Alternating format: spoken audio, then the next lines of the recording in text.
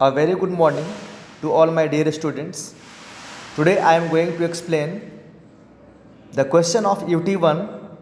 ये उन बच्चों के लिए मैंने UT1 ली थी जिन बच्चों का एग्ज़ाम छूट गया था किसी न किसी कारणवश, राइट। आप देख सकते हैं only for those students who are absent in the unit test 1 exam, जिसका कि यूनिट टेस्ट 1 मैंने लिया था, राइट।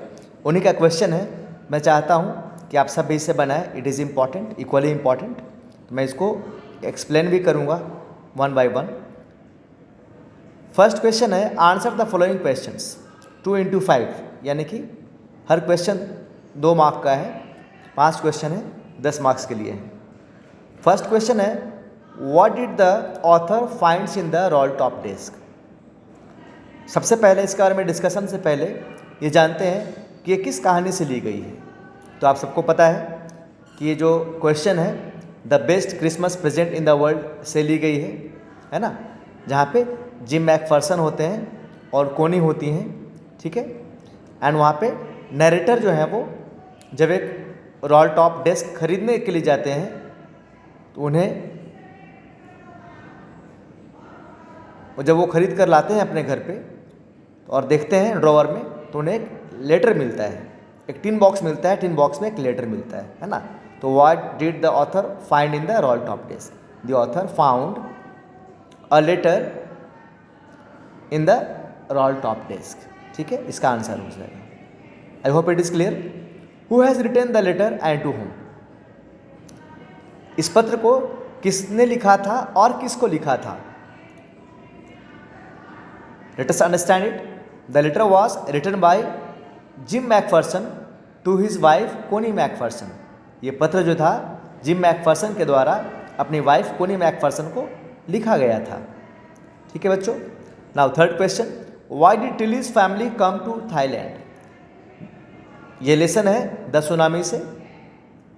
इसमें हमने देखा था कि टिली की फैमिली थाईलैंड गई थी टिली का जन्मदिन मनाने के लिए, सॉरी क्रिसमस मनाने के लिए। They had gone there to celebrate Christmas. तो why did Tilly's family come to Thailand? Tilly's family came to Thailand in order to celebrate Christmas, okay. Fourth question है, why did the camel live in the middle of the desert? ये किस lesson से है? तो मैं lesson का नाम बताता हूँ, how the camel got his hump, okay. इसमें ऑक्स होता है, डॉग होता है ना, कैमल होता है, जीन होता है, इसमें DJINN, उसी की कहानी है। Why did the camel live in the middle of the desert? Camel middle of the desert में इसलिए रहता है कि वह काम से बचा रहे और उसे काम करना ना पड़े। The camel lived in the middle of the desert because he did not want to work hard, okay, he only want to rest, therefore he liked to live in the middle of the desert so that nobody can discover him and give him work to do, okay। चलिए number 5, what according to the Jain was the use of the hump? जिन के हिसाब से hump का क्या use था? सबसे पहले तो हम्प शब्द कैसे आया उस बात को मैं आपको बताता हूँ। जिन ने उसे कैमल को काम नहीं करने के लिए पनिशमेंट दिया था कि तुम्हारे जो बॉडी के ऊपर है हम्प हो जाए, यानी कि उठा हुआ भाग, राइट ना।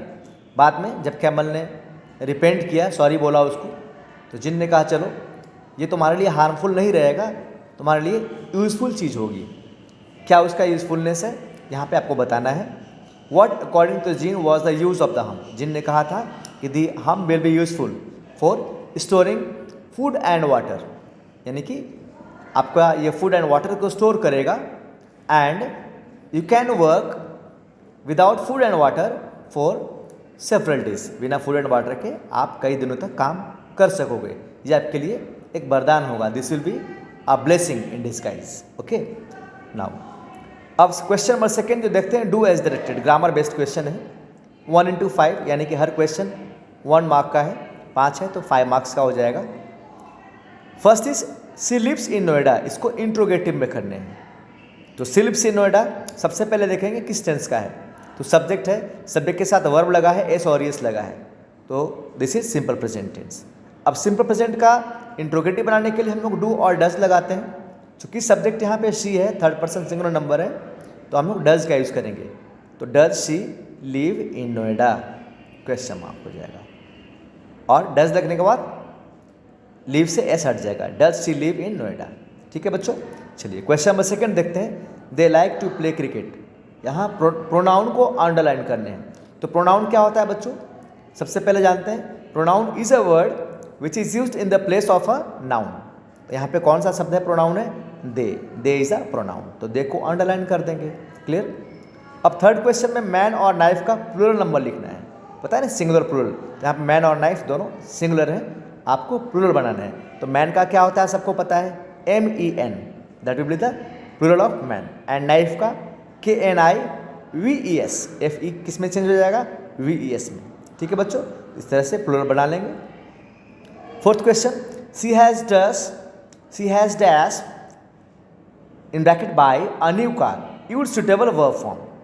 एक सुटेबल वर्ब फॉर्म यूज करना है जो ब्रैकेट में दिया हुआ buy. She has dash buy a new car, ठीक है ना।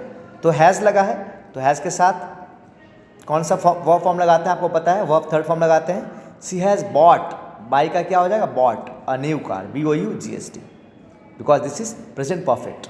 ठीक है, चलिए नंबर 5 में आते हैं। She is reading news paper, change into present perfect. Present perfect में चेंज करना है। She is reading news paper, this is present continuous. Present perfect में चेंज करेंगे तो हैज़ और हैव लगाएंगे ना सब्जेक्ट के बाद, और वर्ब का थर्ड फॉर्म लगा देंगे। That will become she has red news paper. She has red news paper. Red की स्पेलिंग READ ही रहेगी। Okay, read, red. Okay, in this way ये 5 क्वेश्चन हमने कर लिए। चलिए अब आते हैं, right an essay on anyone. किसी एक पर आपको ऐसे लिखना है, दिस इज अ 5 मार्क। चाहे तो आप the book I like most पे लिख लीजिए या फिर माई बेस्ट फ्रेंड पे लिख लीजिए। The book I like most पे और माई बेस्ट फ्रेंड पे दोनों ही ऐसे आपको कराया गया है, लिखवाया गया है। फिर मैं थोड़ा सा बता देता हूँ। जब हम ऐसे लिखते हैं तो 3 चीज़ों का ध्यान रखते हैं, इंट्रोडक्शन, डिस्क्रिप्शन एंड कंक्लूजन। जो सबसे पहला पार्ट है वो इंट्रोडक्शन पार्ट होता है, जो बीच वाला पार्ट होता है वो डिस्क्रिप्शन पार्ट होता है, एंड जो सबसे लास्ट वाला पार्ट होता है वो कंक्लूजन पार्ट होता है। जैसे the book I like most, अगर हम ऐसे लिख रहे हैं तो सबसे पहले स्टार्ट करेंगे इस प्रकार से, I have a hobby of reading books, my favourite book is Ramcharitmanas. ठीक है, इस तरह से स्टार्ट कर दिया।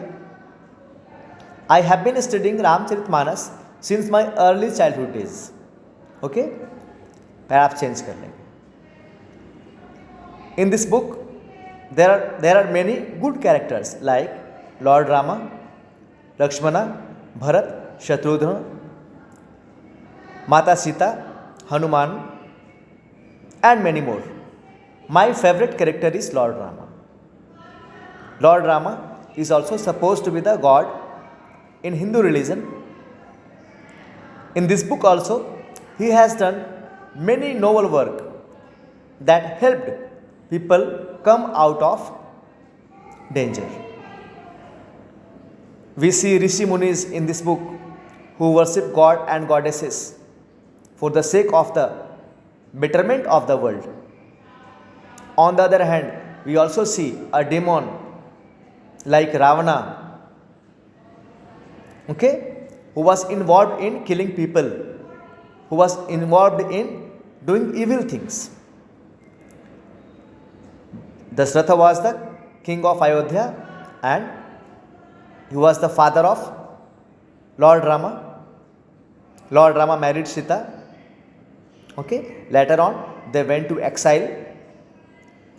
इस तरह से हम लोग को ऐसे को लिखना है। लास्ट में कंक्लूजन में क्या लिखेंगे? I am a great worshipper of Lord Rama. It is because his character is based on truth. He is called Purushottam, means the greatest of all men. Indeed, I try to become like him and follow the path of truth. वास्तव में मैं उनकी तरह बनना चाहता हूँ और सत्य का रास्ता अपनाना चाहता हूँ. The book Ramcharitmanas teaches us love and affection and also teaches us to favor the good. In the end, we come to learn from this book that the good always has a victory over the evils. इस तरह से बच्चों आपको the book I like most मैंने आपको बताए समझाए। Second जो टॉपिक है माई बेस्ट फ्रेंड, उसमें भी हम लोग 3 भाग में बांट सकते हैं इसको, introduction, description and conclusion. Video ज़्यादा लंबी हो जाएगी, आप देख लेना, इसमें इस प्रकार से लिखेंगे। क्वेश्चन नंबर 4 देखते हैं, फिल इन द ब्लैंक्स है 1 into 5 यानी कि एक मार्क्स का है 5 question. The dash was looking at his own reflection, इसका आंसर क्या हो जाएगा? The camel was looking at his own reflection. ठीक है, इन द पूल देख रहा था वो। The dash tells the cricket to dance the winter away, the ant tells the cricket to dance the winter away. From a height of 10,000 feet, he noticed that valleys were populated. Geography lesson का है। Dash is the poet of the poem Geography lesson. Geography lesson का poem जो है वो उसका poet कौन है? जुल्फिकार घोष है। Dash had run away from home. Children at work lesson का है, तो Velu had run away from home. VELU important character है उस लेसन का, चिल्ड्रन एट वर्क का। Velu had run away from home. I hope आपको ये वीडियो पसंद भी आई होगी और चीज़ें रिवाइज भी हुए होंगे और आपको समझ में भी आया होंगे। Thank you. Next thing in the next video. Thank you so much.